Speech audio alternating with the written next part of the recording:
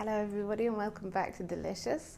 I'm Dee. Today we're going to be making banana bread, which is, and I feel like I say this every time I do one of these, I always say this is one of my favourite recipes, but they are, I absolutely love banana bread. My banana bread is perhaps a little different to what you're used to. I like to add cinnamon, love a bit of cinnamon. I also like to add nuts. I like to have almonds. I prefer to add them flaked. They add a nice texture to the banana bread, which I really like, which is actually banana cake. I know we call it banana bread, but let's face it, it's cake. It's not really bread, is it? Anyway, so we're going to start off. Now, I like to make banana bread with very, very ripe bananas. You know, when you look at them on the side and they've gone really, really brown and everybody's looking at them like, why haven't you thrown those away? That is perfect banana bread making time. Also, banana jam is good when they're like that. They've got the most sugar to them, so and they're beautifully sweet. I do not have in the house at the moment any bananas that look like that. So we're going to start with these, which I would class as unripe bananas. But I have got a quick workaround for you. What we're going to do is we're going to have our oven on at 180. We're going to put these in their skins exactly as they are on a tray in the oven for about 10 to 15 minutes, and we're going to bake them. And it's a bit of a cheat to get them to that stage of being like a ripe banana. So that's what we're going to do. Okay, so you've put them in the oven. Obviously your oven is on 180 degrees centigrade. That is about 400 Fahrenheit if you're used to working in Fahrenheit. You also at this point want to bowl of soapy water to start with. That is the golden rule. My mum would tell you so if she was here.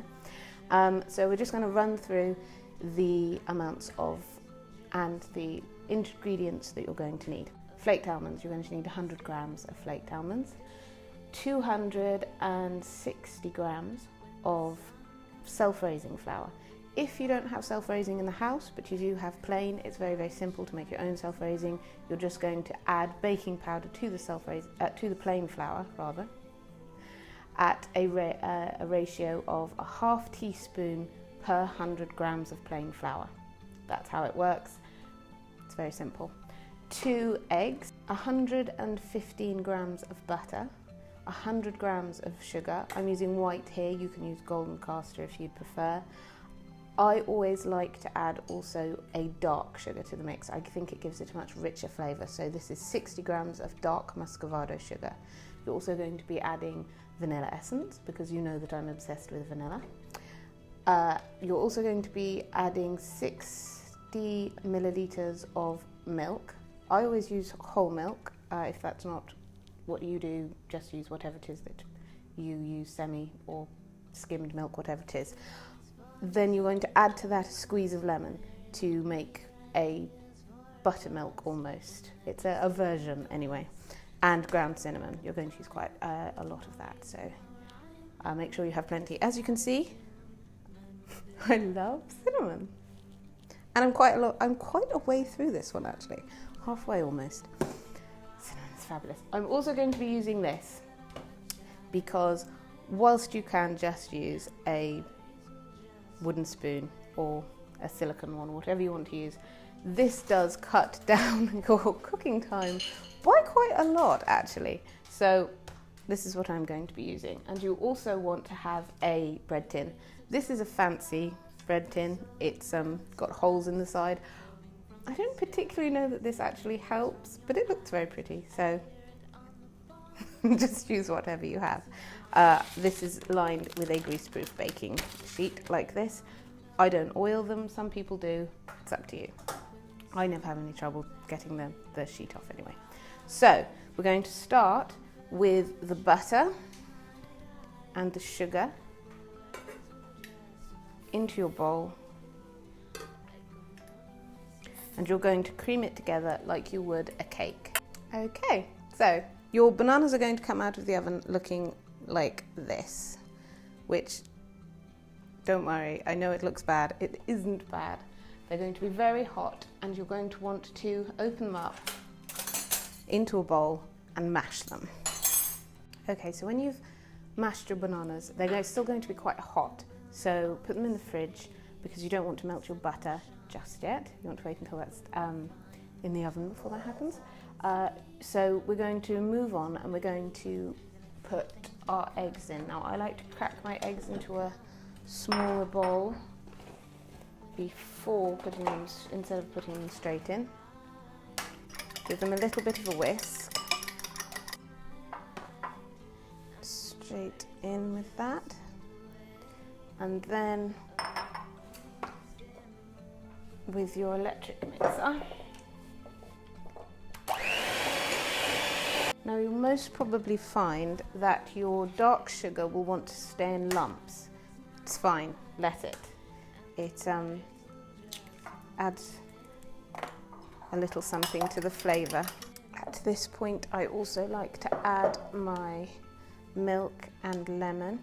Now the reason for this, because you know it's not a huge amount, but the reason for this is it's going to give you a really, really light loaf of banana bread, because of the lemon that's in it will react with the baking powder that is in your self-raising flour and will give you a really beautiful rise.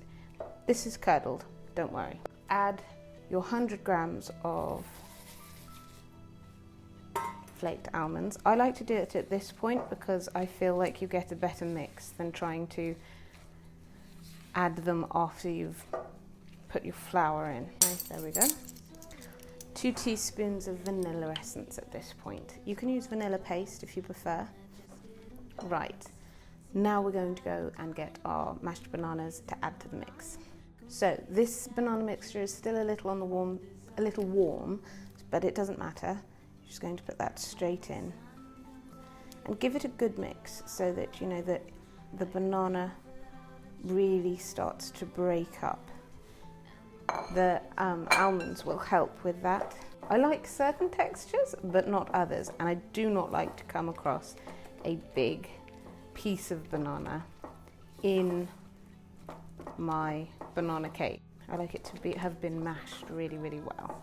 Right, so at this point, you're going to mix in your 260 grams of self-raising flour. Now, if you've used plain flour and you've added baking powder to the mix, the granules that are left behind are most likely going to be lumps of baking powder, so make sure that you push them through. You're also going to add your cinnamon at this point. And I like quite a heavy cinnamon flavour to my banana bread, so I'm going to put in 2 teaspoons.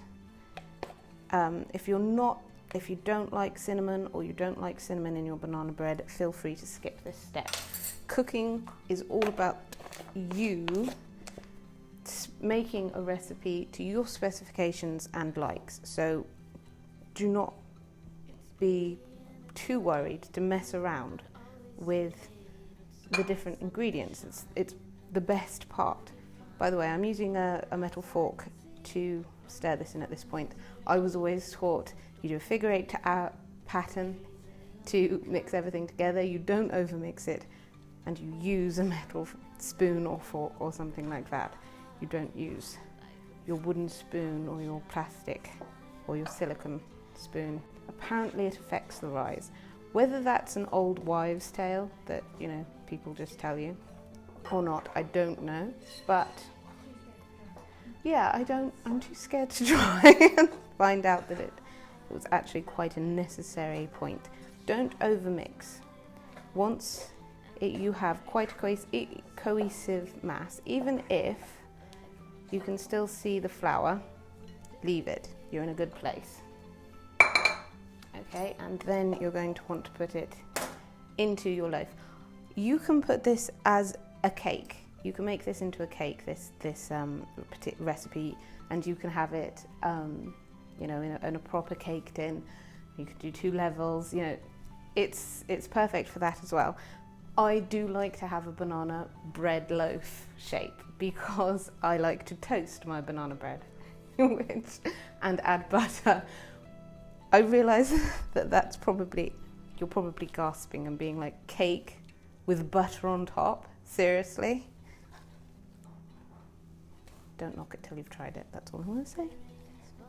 Because there is just something, I think it's because, you know, you've got a slightly caramelized aspect to it anyway, because the banana has so much sugar to it.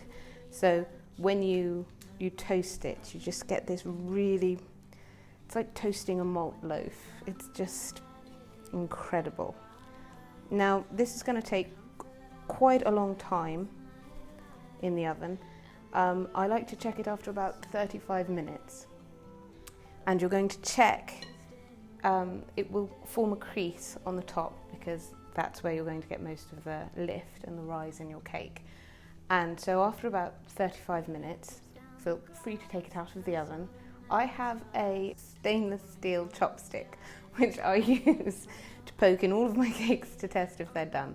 You know, they always say skewer in the recipe books, but that's what I use. You can also use a knife. If you have an agar, which I do not currently have at the moment, my nana always used to tell me to warm the stainless steel knife or skewer or whatever it was up on the agar so that you weren't sticking something cold into the cake because you might upset it. Just a little something that my grandmother used to tell me.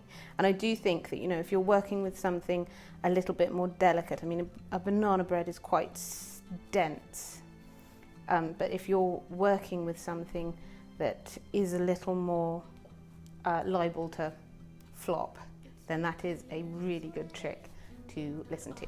So this is going into the oven for 35 minutes. We're going to take it out and check it, stick a skewer in it, or a knife, or whatever it is that you have to hand. And we're going to see if it's cooked. We'll meet back here and compare notes. Okay, and here we have a banana loaf. This smells incredible. It should have a nice hollow sound to it when you tap it, which it does, just in case you can't hear. This is easy to make. It tastes fantastic. Definitely try it toasted with butter on because, oh my goodness, it's just so good. I hope that you try this recipe out. I hope that you like it. I also hope that you like and subscribe. Thank you very much for watching.